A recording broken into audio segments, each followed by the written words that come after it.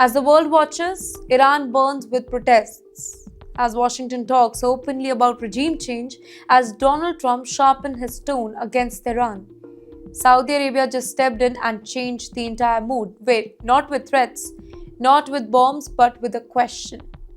Who are we to decide? Well, that particular line came from Saudi Arabia's leadership circle and it landed really hard. You're watching Times XP. It's me, Thriti Yatri.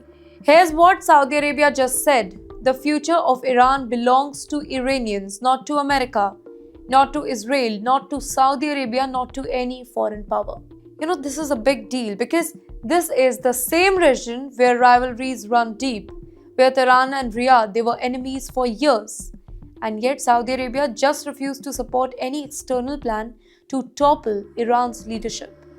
The message was deliberate here, carefully worded, calm, composed, measured. Saudi officials said that they are watching closely. They hope the crisis end with minimum damage, minimum chaos, minimum instability.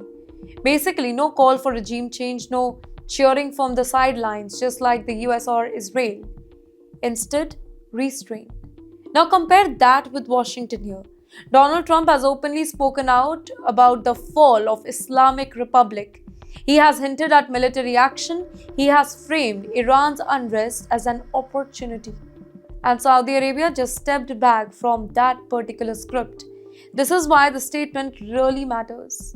Saudi Arabia did not endorse Khamenei.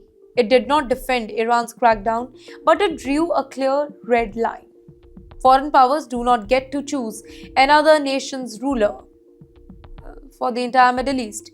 This is kind of a warning signal because regime change wars do not stay contained. They spill, they spread, they damage entire region. Saudi Arabia has seen that before, right? And Crown Prince Mohammed bin Salman knows the cost here. Economic instability, security chaos, endless proxy wars. Riyadh does not want another fire next door. So this was not support for Iran's government. It was support for stability, for sovereignty, for letting the events unfold without the foreign gasoline poured on the flames here. To Washington, this is a message. Think twice. Move carefully. Do not assume regional backing here. To Tehran, this is also a message. The region does not want escalation, but it is watching carefully.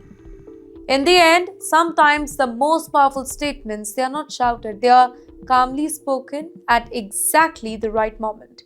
Saudi Arabia did not crush anybody publicly, but it quietly undercut the idea that regime change in Iran is a regional demand.